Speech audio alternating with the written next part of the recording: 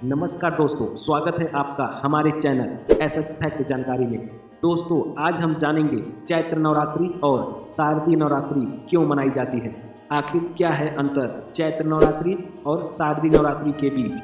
दोस्तों, आपको मालूम है चैत्र नवरात्रि और शारदीय नवरात्रि के अलावा भी एक नवरात्रि होता है, लेकिन ये नवरात्रि क्यों नहीं मनाई जाती। दोस्तों, इन सभी जानकारी के लिए इस वीडियो में लास्ट तक बने रहे और हमारे चैनल को लाइक और सब्सक्राइब करके बेल आइकन जरूर दबाएं ताकि आने वाले वीडियो की नोटिफिकेशन आपको सबसे पहले मिले। तो चलिए शुरू करते हैं। 22 मार्च 2023 यानी आज से शुरू हो रही है चैत्र नवरात्रि। गृहस्थ लोगों के लिए साल में 2 बार नवरात्रि का पर्व आता है। पहला चैत्र के महीने में इस नवरात्रि के साथ हिंदू नववर्ष की शुरुआत होती है। इसे चैत्र नवरात्रि कहा जाता है। दूसरा नवरात्रि अश्विन माह में आती है, जिसे शारदीय नवरात्रि के नाम से जाना जाता है। पौष और आषाढ़ के महीने में भी एक नवरात्रि आता है, जिसे गुप्त नवरात्रि के नाम से जाना जाता है, लेकिन उस नवरात्रि में तंत्र और साधना की जाती है। गृहस्थ और पारिवारिक लोगों के लिए सिर्फ चैत्र और शारदीय नवरात्रि को ही उत्तम माना गया है। दोनों में ही माता रानी के 9 रूपों की पूजा की जाती है। इस बार चैत्र नवरात्रि 22 मार्च को शुरू हो रही है। इस मौके पर यहाँ जानिए आखिर चैत्र नवरात्रि शारदीय नवरात्रि से कैसे अलग है। दोस्तों, चैत्र नवरात्रि मनाने का क्या कारण है, आइए जानते हैं। कहा जाता है कि जब धरती पर महिषासुर का आतंक काफ़ी बढ़ गया था और देवता भी उसे हरा पाने में असमर्थ हो गए, क्योंकि महिषासुर को वरदान प्राप्त था कि कोई भी देवता या दानव उस पर विजय प्राप्त नहीं कर सकता। ऐसे में देवताओं ने माता पार्वती को प्रसन्न कर उनसे रक्षा का अनुरोध किया।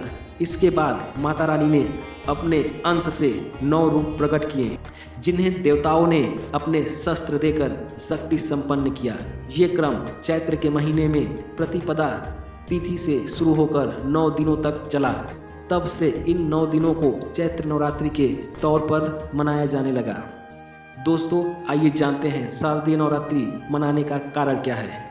माता दुर्गा ने आश्विन के महीने में महिषासुर पर आक्रमण कर उससे 9 दिनों तक युद्ध किया और 10वें दिन उसका वध किया। इसलिए इन 9 दिनों को शक्ति की आराधना के लिए समर्पित कर दिया जाता है। क्योंकि आश्विन माह में शरद ऋतु का प्रारंभ हो जाता है, इसलिए इसे शारदीय नवरात्रि भी कहा जाता है। शारदीय नवरात्रि के 10वें दिन को विजयदशमी के रूप में मनाया जाता है। इन मामलों से अलग है चैत्र नवरात्रि और शारदीय नवरात्रि। चैत्र नवरात्रि के दौरान कठिन साधना और कठिन व्रत का महत्व है, जबकि शारदीय नवरात्रि के दौरान सात्विक साधना, नृत्य, उत्सव आदि का आयोजन किया जाता है। ये दिन शक्ति स्वरूप माता की आराधना के लिए माने गए हैं। चैत्र नवरात्रि का महत्व महाराष्ट्र, आंध्र प्रदेश, तेलंगाना और कर्नाटक में अधिक है, जबकि शारदीय नवरात्रि का महत्व गुजरात और पश्चिम बंगाल में ज़्यादा है। शारदीय नवरात्रि के दौरान बंगाल में शक्ति की आराधना स्वरूप दुर्गा पूजा पर्व मनाया जाता है, वहीं गुजरात में गरबा आदि का आयोजन किया जाता है। चैत्र नवरात्रि के अंत में रामनवमी आती है। मान्यता है कि प्रभु श्री राम का जन्म रामनवमी के दिन ही हुआ था, जबकि शारदीय नवरात्रि के अंतिम दिन महानवमी के रूप में मनाया जाता है। इसके अगले दिन विजयदशमी पर्व होता है।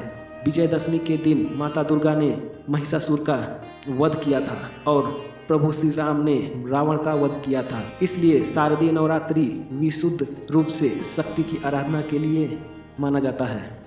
मान्यता है कि चैत्र नवरात्रि की साधना आपको मानसिक रूप से मजबूत बनाती है और आध्यात्मिक इच्छाओं की पूर्ति करने वाली है। वहीं शारदीय नवरात्रि सांस्कारिक इच्छाओं को पूरा करने वाली मानी जाती है। दोस्तों, आइए जानते हैं गुप्त नवरात्रि क्यों मनाई जाती है, इसकी क्या है स्टोरी।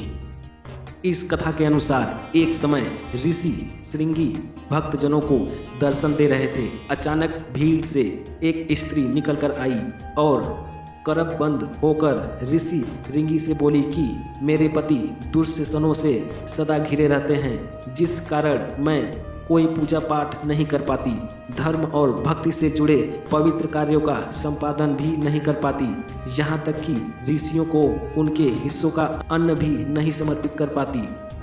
मेरा पति मांसाहारी है, जुआरी है, लेकिन मैं माँ दुर्गा की सेवा करना चाहती हूँ। उनकी भक्ति साधनाओं से अपने और परिवार के जीवन को सफल बनाना चाहती हूँ। ऋषि श्रृंगी महिला के भक्ति भाव से बहुत प्रभावित हुए। ऋषि ने उस स्त्री को आदरपूर्वक उपाय बताते हुए कहा कि वासंतिक और शारदीय नवरात्रों से तो आम जनमानस परिचित है, लेकिन इसके अतिरिक्त 2 नवरात्रि और भी होते हैं जिन्हें गुप्त नवरात्रि कहा जाता है। उन्होंने कहा कि प्रकट नवरात्रों में 9 देवियों की उपासना होती है और गुप्त नवरात्रों में 10 महाविद्याओं की साधना की जाती है। इन नवरात्रों की प्रमुख देवी स्वरूप का नाम सौंदर्य कारिणी देवी है। यदि इन गुप्त नवरात्रि में कोई भी भक्त माता दुर्गा की पूजा साधना करता है तो माँ उनके जीवन को सफल बना देती है। ऋषि श्रृंगी ने आगे कहा कि लोभी, कामी, व्यसनी, मांसाहारी अथवा पूजा पाठ न कर सकने वाला भी यदि गुप्त नवरात्रि में माता की पूजा करता है तो उसे जीवन में कुछ और करने की आवश्यकता नहीं रहती।